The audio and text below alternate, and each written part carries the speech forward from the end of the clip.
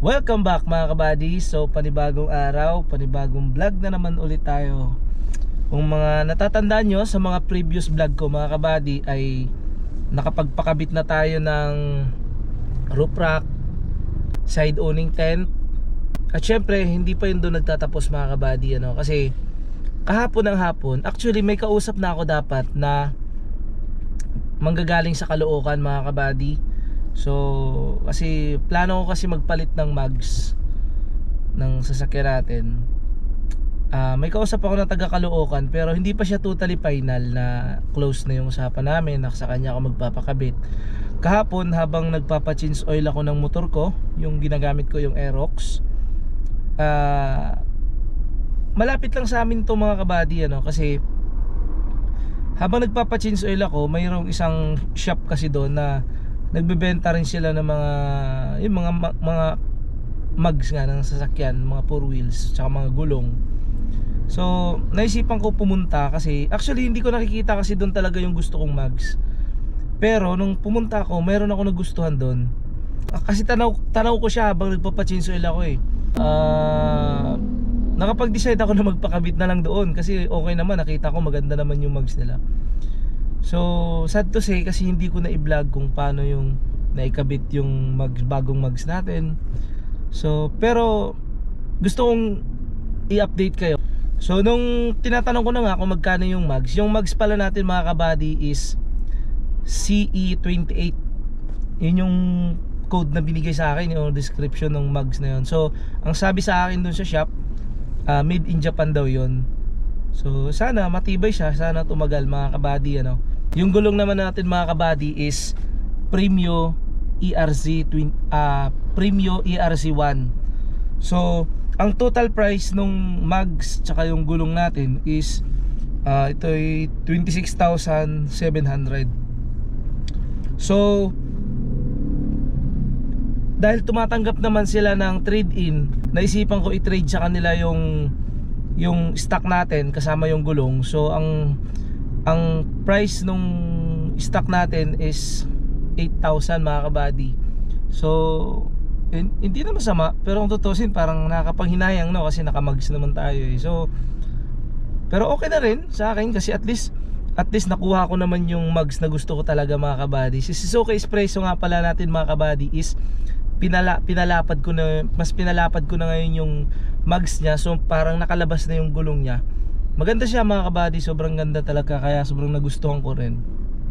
So ang total na lang ng binayaran natin is 18,000 mga kabady. Kasi nga na-list na dun yung 8,000 dun sa trade-in natin, dun sa stock natin.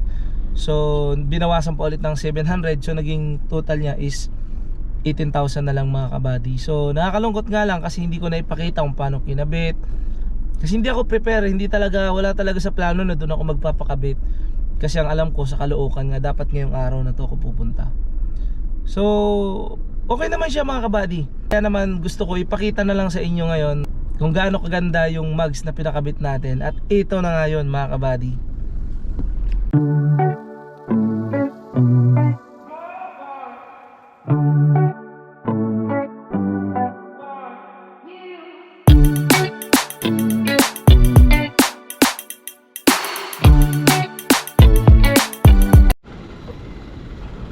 Alright mga kabady, so yan na yung finished product natin ngayon.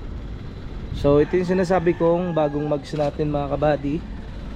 Ayan, diba? Mas malapad na yung gulong natin mga kabady. Ayan so mas malapad na siya. Halos labas na siya ng konti sa katawan ng sasakyan natin. So syempre gumagay din yung fender flare natin mga kabady.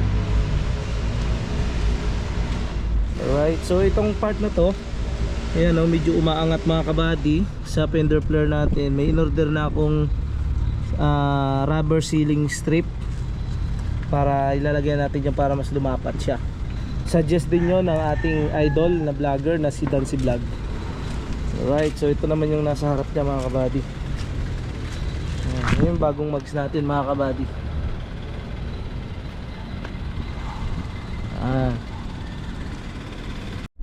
Oops, meron pa mga kabady, hindi pa tayo nagtatapos doon. Dahil ngayong araw ding ito ay nagpakabit din tayo ng nagpalit ako ng tent ng sasakyan natin. So mas naka-dark na siya. Hindi nakita dito sa loob mga kabady, hindi na tayo masyado kita. Pero yung windshield natin mga kabady, naka medium lang siya. Kasi ayaw kong ipa super dark kasi nga paggabi baka masyado na madilim mga kabady. So mahirap mag-drive. At syempre, dun din ako nagpakabit ulit ng tent natin, kung saan ako nagpakabit ng roof rack natin mga kabady. At eto nga yun sila.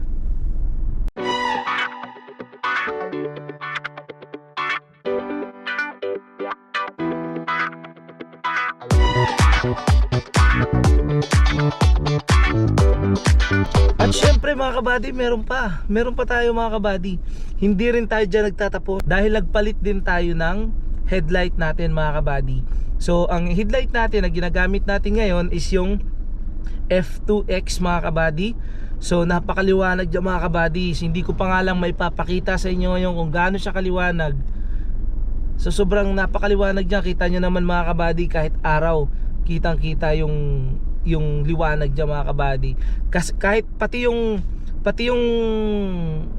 park light natin mga kabady, pinalitan din natin yun ngayon. Kaya naka LED light na tayo lahat. So yung siyempre yung signal light hindi natin pwedeng palitan yan, kasi dapat dilaw talaga yan. Alright mga kabady, so ipapakita ko ngayon sa inyo yung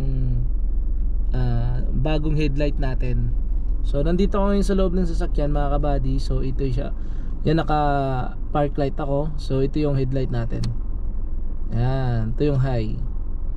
Right, sobrang liwanag niya mga kabady, ano? Yan. So mula dito sa loob mga kabady, parang hindi siya ganun kaliwanag kasi nga naka medium tint yung namin, yung windshield. Pero pag nasa labas ka mga kabady, sobrang liwanag talaga niya.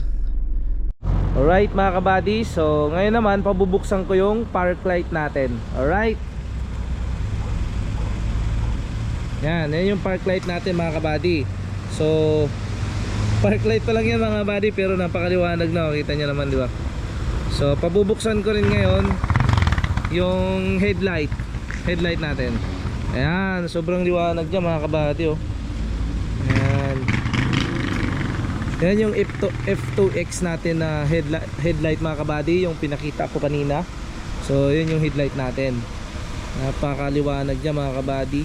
Alright, syempre handang-handa na rin tayo para sa next vlog natin na car camping ulit. At pagpaplanuhan pa namin ni Mrs. yun kung kailan. Syempre sa ngayon hindi muna kami, kasi medyo busy tayo ngayon. December na kasi mga kabady, at magbabagyo kasi kami ng misis ko ngayong December, dahil yung family day ng anak ko is sa Baguio. So sad to say, kasi hindi natin madadala si Kopi mga kabady, kasi nakabas kami papunta doon. Yun ang gusto ng school. Hindi natin matitesting to kung gaano kagaling umakyat sa Baguio. Pero ganun pa man, gusto ko magpasalamat sa inyo, sa lahat ng mga subscriber natin, sa lahat ng mga patuloy na sumusuporta, sa mga solid na supporters natin, solid subscriber natin, lalong lalo na yung mga lagi nagko-comment natin dyan, yung mga na-shoutout ko nung nakaraan. Shoutout ulit sa inyo mga kabady. So sana patuloy nyong suportahan ang aking munting YouTube channel, at unti-unti nadadagdagan yung mga subscriber natin. So maraming salamat sa inyo mga kabady. Maraming salamat sa inyo sa walang sawang suporta nyo sa amin mga kabady. See you next vlog ulit mga kabady. Bye bye.